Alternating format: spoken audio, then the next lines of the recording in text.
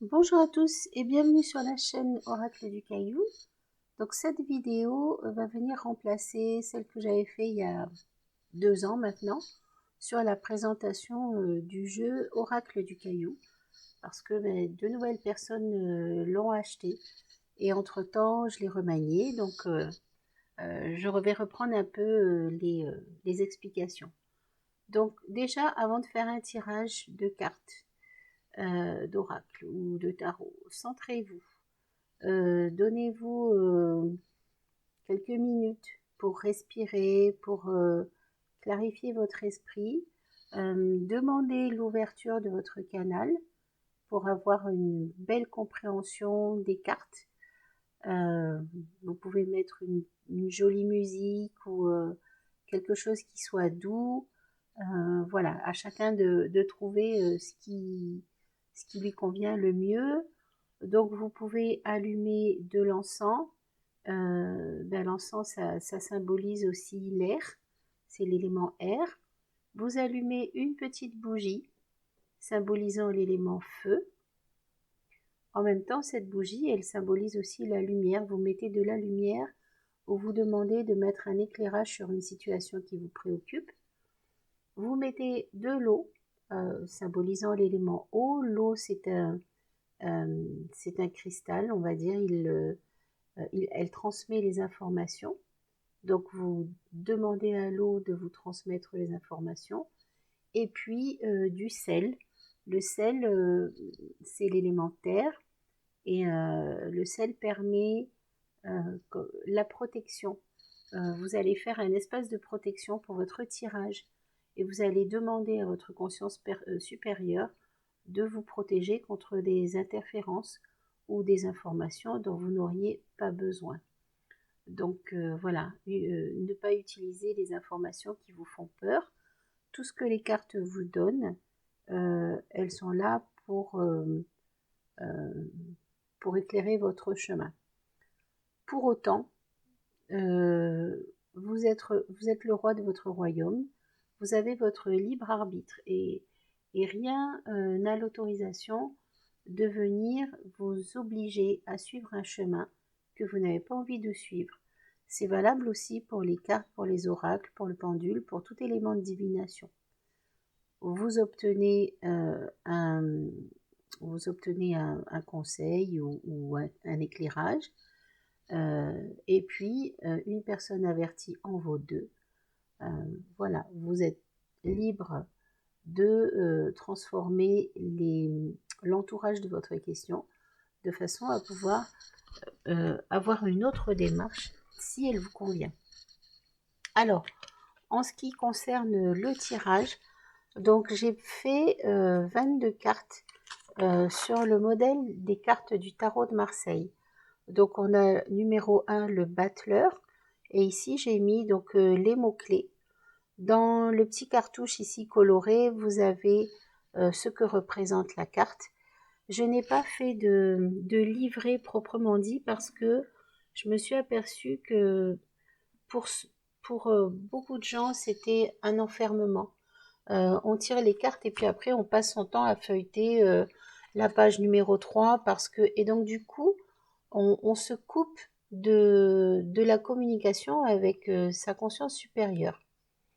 Donc, le corbeau calédonien, voilà, le battleur, il a tous les éléments, il a tous les outils à sa disposition et c'est à lui d'en faire ce que bon lui semble.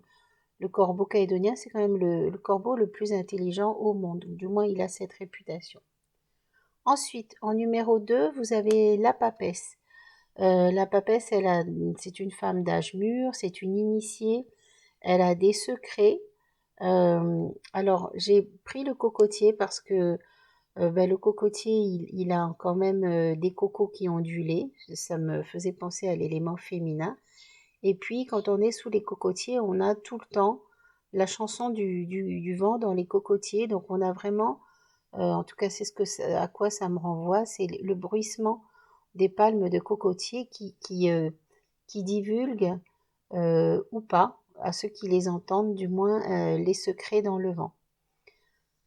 Ensuite, ici, on a le papayer femelle. Donc l'abondance par excellence, donc c'est encore une entité féminine. Donc toutes les cartes là du tarot de Marseille, toutes les arcanes du tarot de Marseille sont des archétypes, sont des choses que en tant qu'humain on va retrouver toujours autour de nous. Évidemment, ce tarot est basé sur la Nouvelle-Calédonie, donc quand vous l'utilisez, prenez tout de suite la première interprétation qui vous vient, parce que pour vous, peut-être le papayer va évoquer le papayer qui était planté à côté de la case de votre grand-oncle, etc., etc. Donc, n'oubliez pas cette dimension. C'est pour ça que je n'ai pas fait de livret, parce qu'il y a aussi une dimension personnelle et votre conscience supérieure, elle va se débrouiller pour vous montrer des cartes qui vont vous aiguiller sur votre chemin propre. Donc, voilà, le papayer femelle, c'est vraiment le symbole déjà de la féminité et puis aussi de la, vous voyez, avec toutes ces graines là qui prévoient les générations futures. Voilà. Donc l'impératrice, hein, c'est la maîtresse de maison. C'est celle qui gère les biens, mais qui est aussi euh, la mère supérieure par excellence. Elle veille au grain, elle a les clés du château à sa ceinture et elle distribue à chacun tout en prévoyant euh, la rentrée des récoltes futures pour continuer à nourrir les générations. Ensuite, numéro 4, on a l'empereur, hein, donc lui c'est le poteau de case qui garde le royaume et qui avertit tout nouvel arrivant d'écouter la voix de la hiérarchie, hein. D'ailleurs, dans les cases, on baisse la tête. Voilà. Ici, numéro 5, on a le pape. Alors lui, il est placé c'est la flèche fêtière du haut de case dans la case des chefs. Et lui, vous voyez, là encore, on a le cocotier qui bruisse dans le vent et on a l'impression qu'il guide avec les secrets de l'univers. Le pape signifie aussi une guidance éclairée, votre haute guidance intuitive. L'amoureux, donc j'ai utilisé le tricoréier parce que il n'a pas su choisir, vous voyez, la difficulté entre la couleur blanche et la couleur noire, et n'y voyez pas un rapport racial, pas du tout, ainsi que son déplacement, il ne va jamais en ligne droite, il oscille, et là vraiment, la carte de l'amoureux nous parle aussi des choix à faire qui peut-être ne sont justement pas toujours tout blanc ou tout noir, il va falloir faire des compromis. Le numéro 7, le chariot, c'est quelque chose qui avance, c'est une carte de mouvement, tout comme dans le tarot de Marseille. Donc elle avance toujours pour le bien des choses. Numéro 8, la justice, donc je l'ai symbolisé par la hache ostensoir. Donc je me suis laissé dire que dans certaines zones de la Nouvelle-Calédonie, on avait cette hache ostensoir en jade qui était le symbole comment de la parole, oui, de la parole juste ou de la parole qu'on écoute. Donc les mots-clés, hein, justice divine ou action en justice ou équilibre ou consultation d'hommes de loi.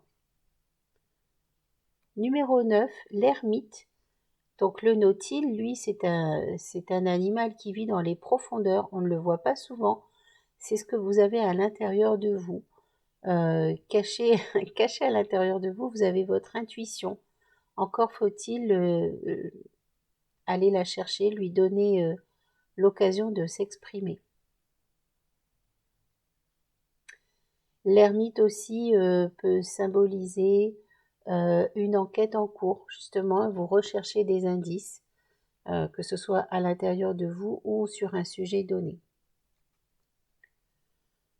La roue de la fortune, encore une fois, hein, qui est livrée aux caprices des vents. Donc là aussi, elle tourne et elle amène de l'eau au moule, enfin à l'abreuvoir. Donc là encore, elle amène des informations, elle emmène des éléments nouveaux. Quand elle est à l'endroit, elle est positive, bien sûr. Donc elle signifie le changement. Ce qui était en haut un jour peut se retrouver en bas le lendemain. La force avec le cagou, l'oiseau endémique et emblème de la Nouvelle-Calédonie, qui symbolise la confiance, l'audace. Et c'est un oiseau qui ne vole pas et qui aboie. Il a un cri semblable à l'aboiement d'un chien. Numéro 12, le pendu. Quand on est pendu, on est immobilisé. Et en Calédonie, on a les personnages des anciens bagnards qu'on appelait autrefois chapeau de paille parce qu'ils étaient justement dans leur, euh, dans leur pactage, ils avaient cette tunique et ce pantalon blanc en grosse toile et le chapeau de paille. Donc on savait tout de suite à qui on avait affaire. Numéro 13, normalement elle n'est pas nommée, mais bon, c'est la mort. Mais c'est toujours symbole d'un nettoyage pour un renouveau. En Nouvelle-Calédonie, le cyclone, bien sûr, il y a un tourbillon. Euh, Ça fait partie des forces que vous ne maîtrisez pas. Vous devez en passer par là. Et quand il y a un cyclone, le cyclone balaye tout sur son passage et notamment balaye tout ce qui est mal construit ou obsolète. Les vieux arbres termités, etc. Et quand à la prochaine saison, tout ça, toutes les vieilles branches mortes sont tombées et les nouvelles branches peuvent à leur tour émerger. Donc, c'est pas une fin en soi, c'est une transformation pour un renouveau positif.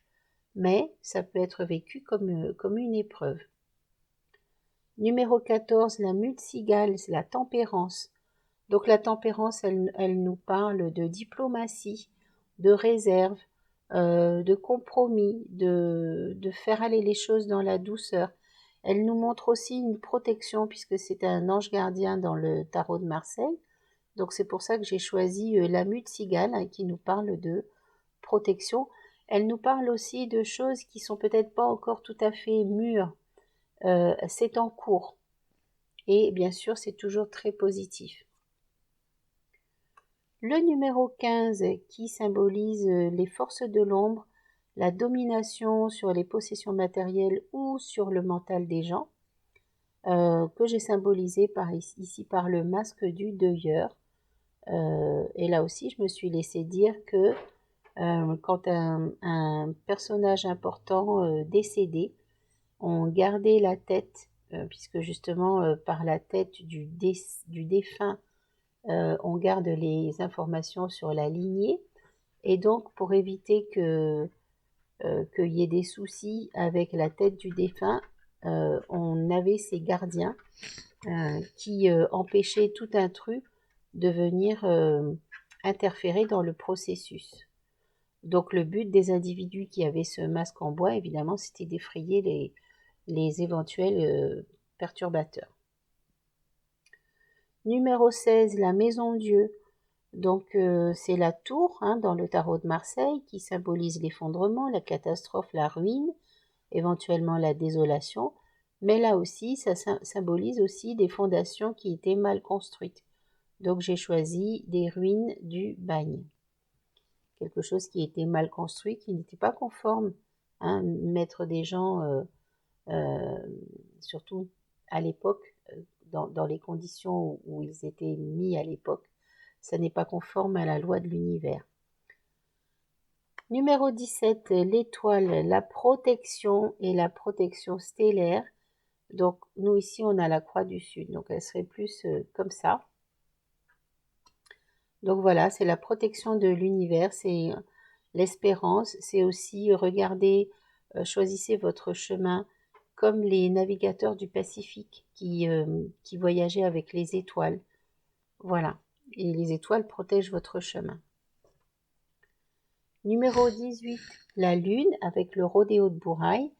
Donc vous traversez, Cette carte symbolise le fait de traverser une période un petit peu orageuse et instable. Et pour surmonter ça, il va falloir trouver son centre de gravité. Tout comme le rodéoman, il n'a que peu d'endroits où s'accrocher, et c'est grâce à son équilibre intérieur qu'il va pouvoir surmonter ses difficultés.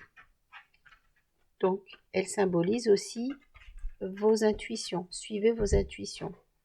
Placez-vous. Ne vous laissez pas embarquer par ce qui est autour de vous. Numéro 19, le soleil. Donc, j'ai utilisé le symbole du Faramédée, puisque bon, ça éclaire. En même temps, c'est un symbole protecteur pour les navires. Ça leur montre où il ne faut pas aller s'encastrer sur les récifs. Et ça met aussi de la lumière sur les situations. C'est toujours quelque chose qui élève. Numéro 20, le jugement.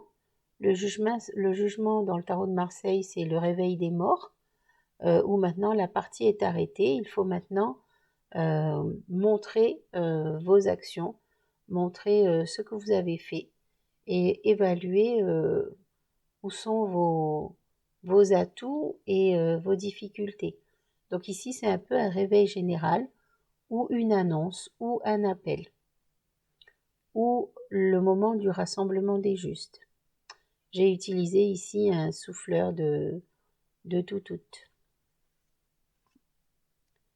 Numéro 21, le monde. Donc c'est l'aboutissement. Vous avez franchi une étape.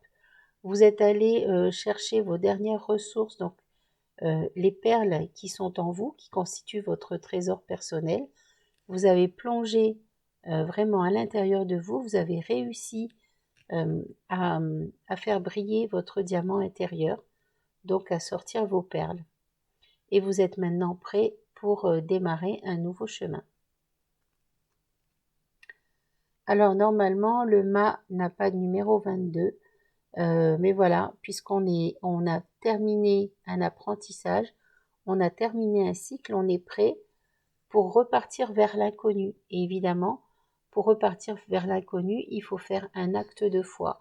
Il faut savoir tracer son chemin là où personne ne l'a tracé, ou du moins là où nous ne l'avons pas tracé encore, ce qui peut être symbolisé par ici des récifs, et il va falloir trouver la passe pour se libérer. Alors ça peut symboliser bien sûr un acte de foi, un nouveau départ. Ça peut aussi vous avertir de faire attention là où vous mettez les pieds, parce que la moindre erreur vous sera fatale. Alors, avec ces 22 cartes, on tourne le dos au tarot de Marseille et on va maintenant avoir d'autres cartes qui peuvent éclairer celle-ci et qui donnent un petit peu des précisions qui normalement sont données par les arcanes mineurs dans le tarot de Marseille. Mais là, j'ai choisi quelque chose de plus symbolique. Le but de ce jeu aussi étant de vous permettre de tirer vos cartes sans avoir des mois et des mois d'apprentissage. Donc ici, on a par exemple le boomerang, c'est le retour de vos actions passées, dans le bien comme dans le négatif, un genre de loi karmique, une rétribution. Le cheval en brousse, avec ce petit garçon qui embrasse les naseaux du cheval, le pardon, la réconciliation, le respect de l'autre, même s'il est différent de vous, lui vient vers vous et vous allez vers lui. Et il y a un accord sans rien attendre de l'autre. Le barrage de Yaté, qui symbolise la libération, la voie dégagée, le déblocage. Donc là, le barrage de Yaté, il est en purge. La marée descendante, la perte financière, la perte de relations, la perte d'emploi. Marée basse, vous êtes à découvert.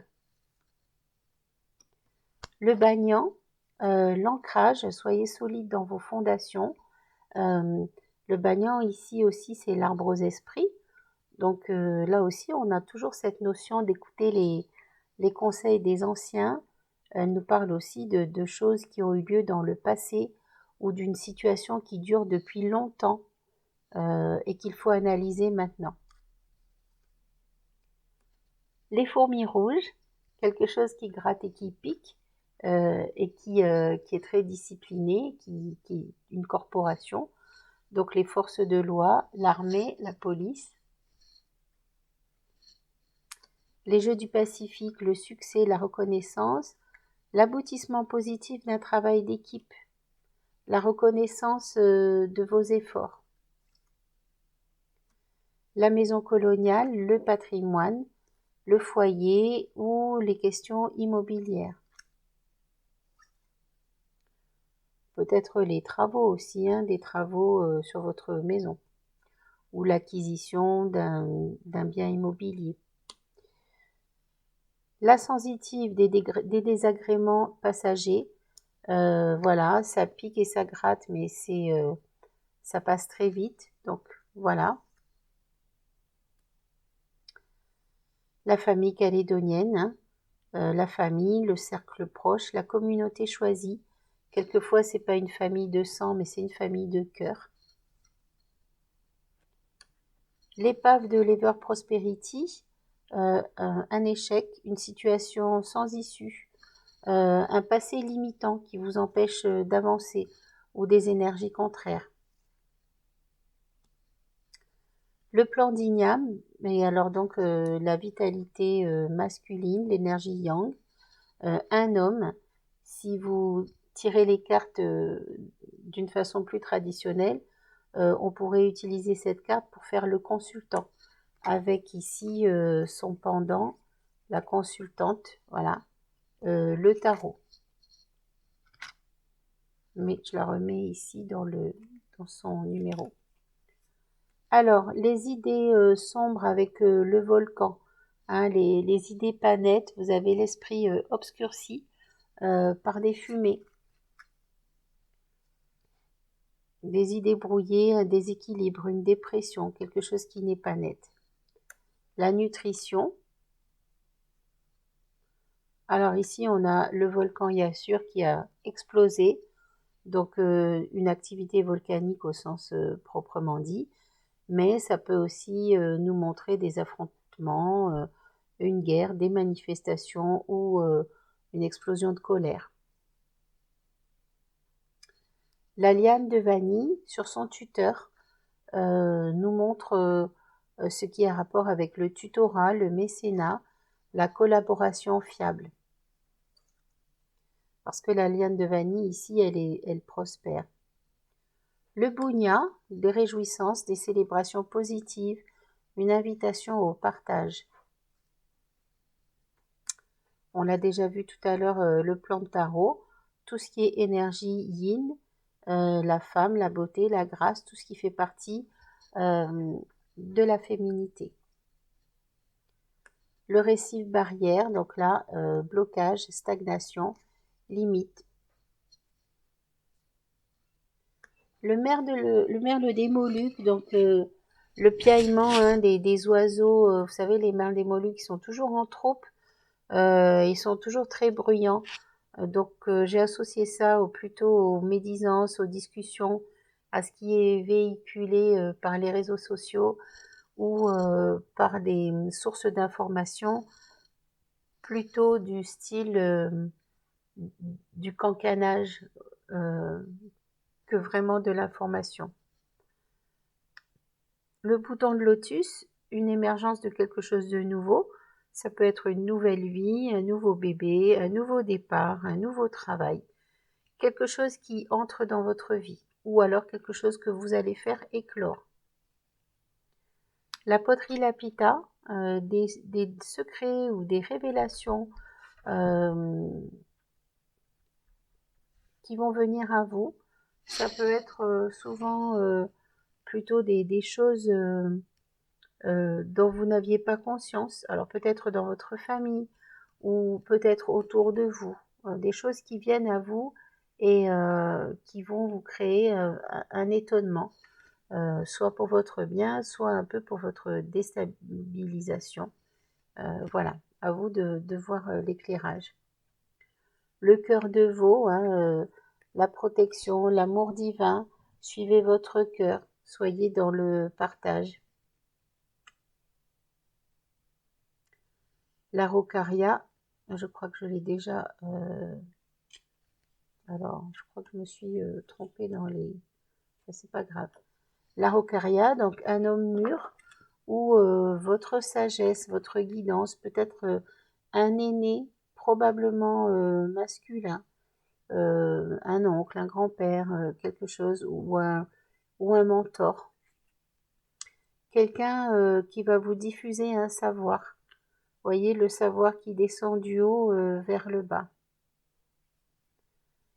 Ici, le poisson-pierre, et ben, les ennemis, quelque chose d'assez fourbe, hein, parce qu'il s'est camouflé, et puis en fait, ça n'attend qu'une occasion pour vous sauter dessus et pour vous mettre dans l'embarras.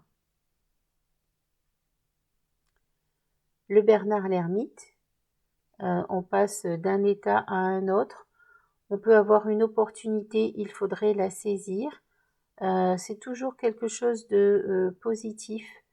On peut aussi parler attention, une période opportuniste, hein, qui pourrait venir vous prendre votre bien. Ça nous parle aussi de déménagement ou de croissance. L'hibiscus ouvert, donc le bonheur, l'encouragement, l'entouragement, quelque chose de très positif. Souvent donné par votre entourage, soit vos collègues, soit vos amis, des personnes proches. Les voilà d'ailleurs avec le dugong, hein, l'insouciance, mais l'insouciance gentille, l'enfant intérieur. Voilà, quelque chose d'inoffensif qui ne demande qu'à vivre sa vie dans le bonheur total. La guérison, la résilience, transcendance, l'apaisement d'une situation ou d'un conflit. Une alliance, hein, la monnaie kanak de lien, c'est un genre de faire-part que les tribus s'échangent. Donc il y a toute une signification. Voilà, mais c'est toujours un accord, un contrat bénéfique. Les pétroglyphes, justement, une signature officielle, des papiers, des écrits, un engagement, quelque chose qui restera écrit. Ça pourrait être aussi, dans les écrits, ça pourrait être aussi des livres ou des écrits, mais quelque chose d'officiel. Un acte notarié, ce genre de choses. Le papillon bleu, un symbole de bonne chance. Il éclaire votre vie. Voilà, c'est un porte-bonheur, c'est une aide inattendue, un petit coup de pouce du destin. Et ici, on a le coup d'ouest avec la boussole. Alors, le coup d'ouest, c'est waouh, un retournement imprévu de la situation, un coup de théâtre. Hein, peut-être que vous étiez empêché ou vous étiez bloqué, et tout d'un coup, il y a quelque chose ici qui fait tourner la boussole au moment où s'y attendait le moins. Ça peut être aussi dans l'inverse, hein, tout allait bien, et puis il y a quelque chose, un grain de sable qui vient se mettre dans la machine. Donc voici pour ces cartes. Alors ensuite, on a des domaines que j'ai... alors, si vous voulez, vous pouvez prendre ce paquet et ce paquet. Je pense que ça peut, pour un début, ça peut être bien. Et puis, au fur et à mesure que vous créez un contact avec les cartes et que tout de suite les informations viennent à vous, vous pouvez rajouter un paquet.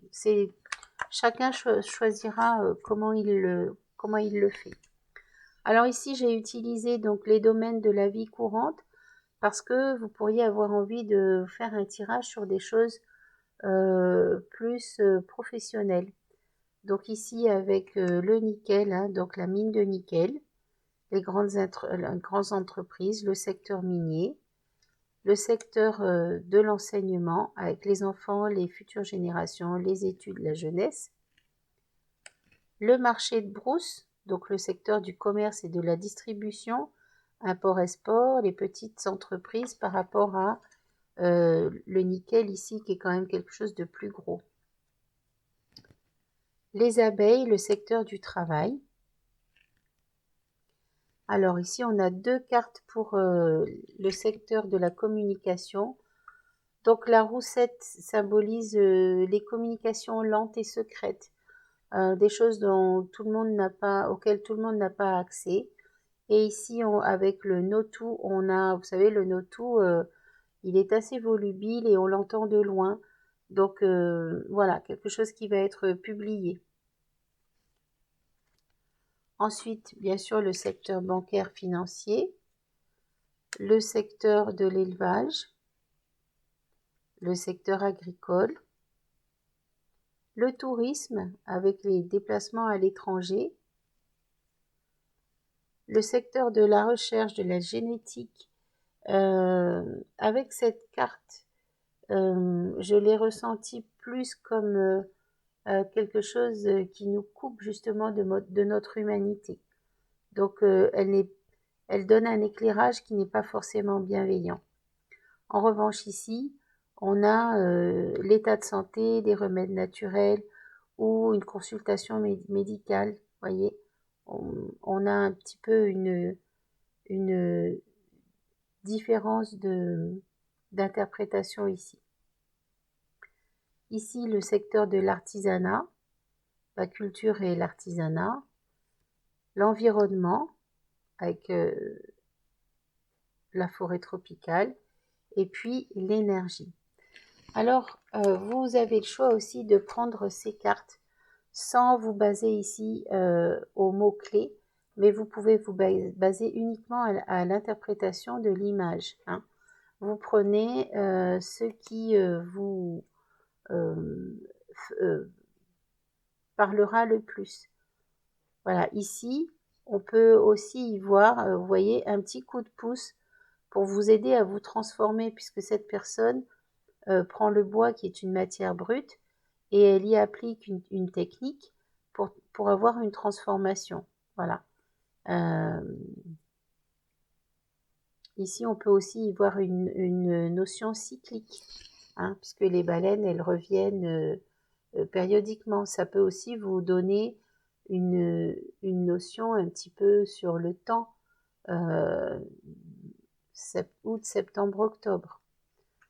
Ici, ben, on vous dit cultivez votre abondance, ou l'abondance vient à vous. Voyez, ici on a bien sûr du bétail, mais on peut aussi vous dire de vous rassembler. Donc ici, la roussette peut vous donner le conseil de tenir votre langue. Si vous avez des communications à faire, faites-les uniquement avec les personnes à qui elles sont destinées.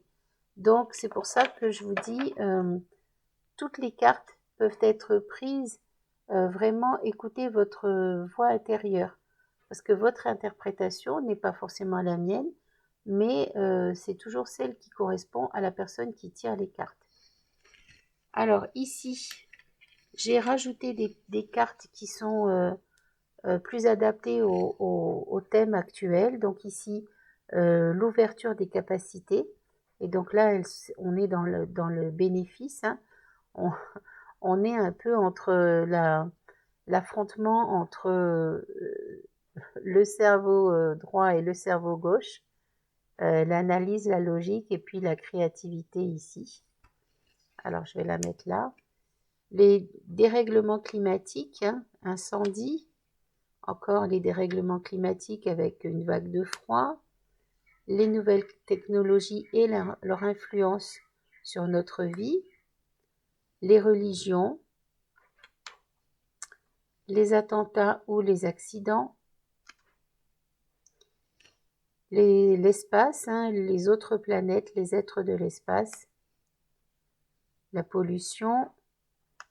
Et là aussi, hein, laissez-vous guider, ça peut être aussi avec les fumées, une pollution mentale. Hein.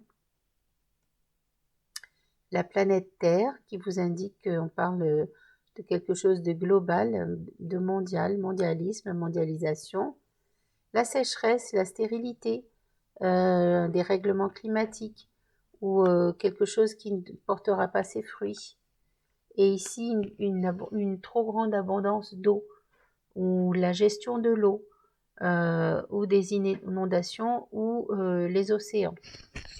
Et puis on va terminer avec les cartes des pays, puisque pour les personnes qui veulent faire un jeu un petit peu plus politique, on va dire, donc l'Inde, la Russie, l'Amérique du Sud, la Polynésie, l'Australie bien sûr, la Chine avec la Grande Muraille, le Vanuatu, l'Europe, l'Indonésie ou l'Asie du Sud-Est, la France, l'Afrique, les pays du Maghreb, les cercles polaires, donc vous ferez attention si elle sort dans ce sens ou dans ce sens. Hein. Là, on parle du pôle Nord et là, on parle de l'Antarctique, le Japon, la Nouvelle-Zélande, les pays de l'Est, la Papouasie, les USA, Wallis et Futuna. J'ai privilégié bien sûr toutes les petites îles du Pacifique puisqu'on a des relations. Là aussi, vous pouvez choisir de vous guider avec le dessin. Donc ici, le tanoa, quand on est ici, on sait très bien, un tanoa, c'est une cérémonie, une officialisation, toujours pour un accord. Voilà. La statue de la liberté, hein, donc on peut parler de liberté, on peut parler de quelque chose qui éclaire, donc à vous de voir si vous prenez les cartes dans ce sens ou dans ce sens. Là, la vision, hein, votre regard d'aigle, ou ouvrez les yeux sur quelque chose. Ici, respectez la tradition. Le kiwi, c'est un oiseau qui vit dans l'ombre, hein, il se protège comme ça. Quand il n'a pas de protection à l'extérieur, ben, vivons cachés, vivons heureux. Le Japon vous enjoint à la sérénité ou comment, à la, à la culture de certaines pratiques qui vont vous amener à vous poser, à vous calmer. Bon, les cercles polaires, voilà, à vous de voir. Laissez-vous laissez-vous guider. Par exemple, le tambour d'Ambrime, c'est quelque chose dont on va parler, puisque c'est quelque chose qui est utilisé pour répandre un message. Voyez, la Grande Muraille aussi, ça peut vous parler d'ancrage, d'enracinement, de quelque chose qui est très solide, très ancien. Le kangourou, le kangourou, c'est un animal qui avance vite. Hein. Il fait des bonds, c'est un peu les bottes de 7 lieues. La couronne, bien sûr, nous parle d'accueil aussi. Voilà. Donc, à vous de voir le Taj Mahal, c'est aussi un temple de l'amour, c'est un sanctuaire. Donc, à vous de voir vos ressentis avant de tirer les cartes. Ne vous moquez pas de cette activité, puisque là, vous êtes, quand on tire les cartes, on est dans la recherche d'informations. On n'est pas, dans le manque de respect. Centrez-vous toujours, pensez toujours à remercier pour les renseignements obtenus. Personnellement, je ne me tire pas les cartes, je ne fais pas des tirages personnels, mettons toutes les semaines à propos de la même question, parce que je trouve que c'est un petit peu ridicule de demander tout le temps la même chose. En même temps, si vous trouvez que les choses n'avancent pas assez vite pour une résolution, c'est peut-être parce que vous-même, vous n'avez pas engrangé les actions nécessaires à l'évolution. Donc, ne pestez pas contre les cartes. voyez toujours ce que vous avez pu mettre en place et faites toujours preuve de patience et de respect. Quand vous tirez les cartes, vous contactez vous-même en fait.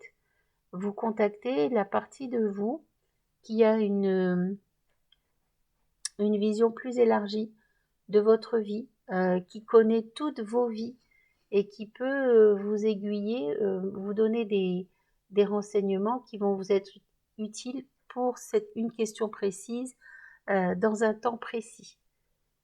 Donc, respectez-vous hein, quand vous faites un tirage de cartes. Et puis, j'espère que tout ira bien. J'espère que, bien sûr, il faut pratiquer. Donc, vous pouvez faire votre message du jour. Message du jour, il peut aller jusqu'à 3 cartes. Hein, et puis, entraînez-vous comme ça. Comme ça, c'est vous-même avec vous-même avant de passer à des tirages collectifs. Voilà. Et il faut jamais être dans la certitude euh, parce on peut toujours être, comment euh, on peut toujours être soumis à une interprétation qui ne serait pas totalement exacte. Donc, un exemple très concret, si vous tirez la carte de la mort, n'allez pas penser que vous allez mourir dans les 24 heures, c'est complètement ridicule. Voilà, la mort, c'est une transformation, c'est un passage.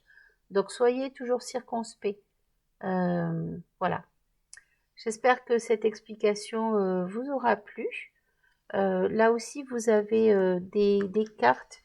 Alors, par exemple, ici, quand on a la forêt tropicale, ici, ça peut aussi vous aiguiller sur votre santé au niveau de l'appareil respiratoire. Ça peut vous donner une indication supplémentaire. À vous de voir comment vous avez voulu orienter votre question. Posez, avant de commencer, posez une question précise, surtout si vous débutez, une question à laquelle on pourrait répondre par oui ou non. Voilà, parce que si vous commencez à dire qu'est-ce que je vais faire dans 10 ans, c'est trop vaste. Faites des petites étapes d'abord. Et vous pouvez bien sûr regarder à chaque fois que j'utilise ce jeu. Vous pouvez vous en inspirer, mais soyez toujours votre interprétation prime avant la mienne, puisque votre interprétation, si c'est vous qui tirez vos cartes, elle est en fonction de vous, de ce que vous avez besoin de savoir. Voilà, je vous souhaite de beaux tirages. À bientôt.